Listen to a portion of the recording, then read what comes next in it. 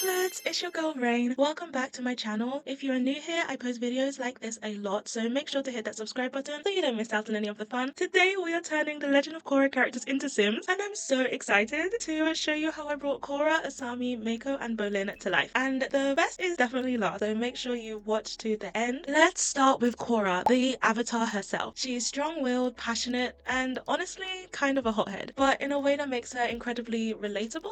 I love that the show didn't make her perfect. She struggles with identity, trauma, and the pressure of being the avatar in a modernizing world. I decided to give her the active, hot-headed, and self-assured trait, as well as the bodybuilder aspiration. I wasn't really sure whether I should make her more adventurous, but I think these traits and the aspiration kind of fit her well. For her sim look, I wanted to reflect her athletic build and powerful presence. I went for a more toned body type and strong facial features, like a defined jawline, and I don't know, I think she turns out really well. But yeah, I'm really happy with how she turns out.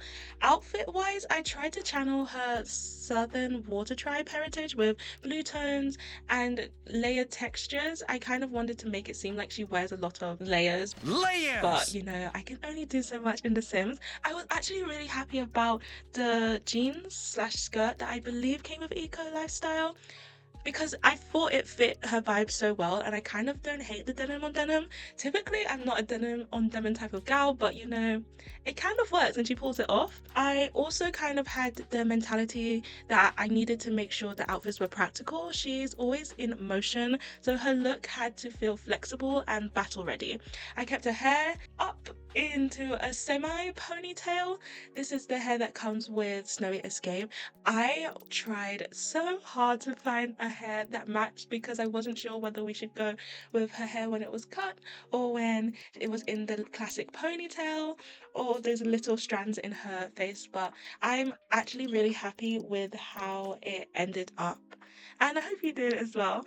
Honestly, making Korra was a blast. She radiates confidence, and I kind of wanted to showcase that.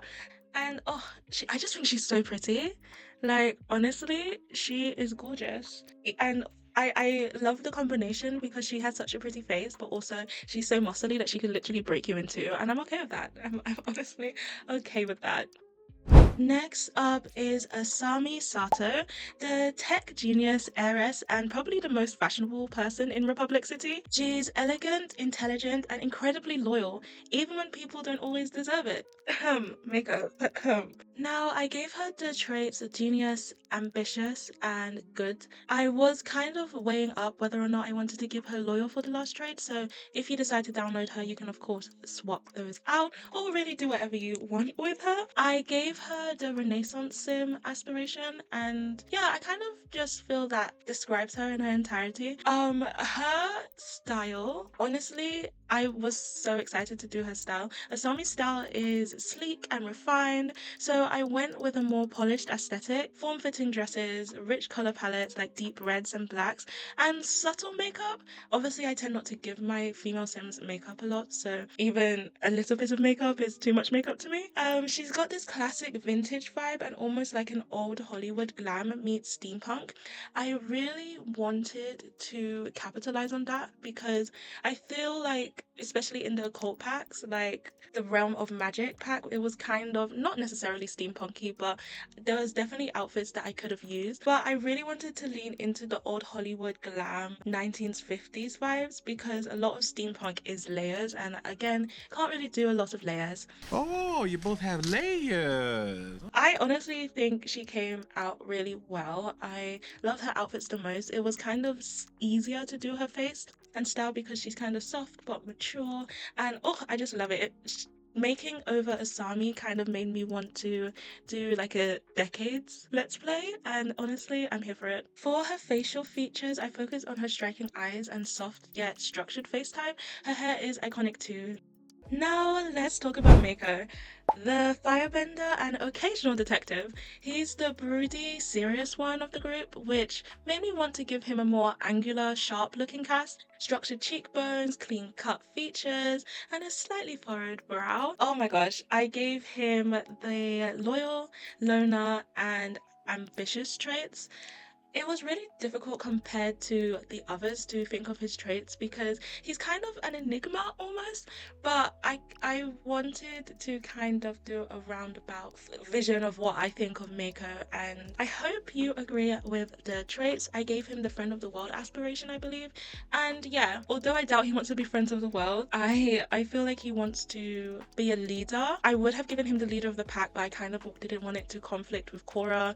But hey, if you want that internal conflict between a loner wanting to have so many friends, then hey, it just adds to the paradox, which is Mako. I don't know if it was just because of Zuko why I was obsessed with this boy, but well, honestly, who could compare to Zuko? I mean, can't even hold justice. And I find it really interesting that they kind of make firebenders this one type. I think that's really funny. Mako's clothing in the show is simple but functional, neutral tones, layered jacket, and gloves. So I built this outfit around that, leaning into more urban industrial vibes that reflects his roots as a street kid turned pro bender. I again cannot do much with layers in The Sims without CC. But I really liked how it came back, and I'm so happy we got this scarf because as soon as I decided that we were gonna do Legend of Korra, I was like, guys, we have a scarf, and I'm pretty sure it comes in red, and it did come in red, and I'm really happy about it. Um, I have to admit, Mako, he really was testing me through the show because I wanted to love him so bad because of Zuko and because, you know, brooding firebender, like how could I not? But he really wasn't my favorite character, but he also was. It was this whole conflict, love-hate relationship, we love it. Um I just, you know, I don't really like his personality and how he handles his relationships, but at the same time I do respect how loyal and protective he is. Plus he looks cool bending fire, and you know, I can't really take that away from him. And I don't know if it's simply because he has like light skin and dark hair, but I immediately thought about Cade from my Whimsy stories, and you know, I got a little emotional. um, oh my gosh, droplets, I think I'm in love. When they said save the best for last, they definitely meant it, because last but definitely not least, Bolin. He's the comic relief, but also has so much heart. He's sweet, enthusiastic, and honestly more emotionally mature than he gets credit for. I gave him the goofball, cheerful, and loyal traits, and his aspiration is to become a world famous celebrity because obviously he is famous. For this sim, I went with a more broad and stocky body type to reflect his earthbender strength and gave him a warm, approachable face, soft eyes. Oh my gosh, stop. I love you. I love you. I love you. Oh, okay, calm down.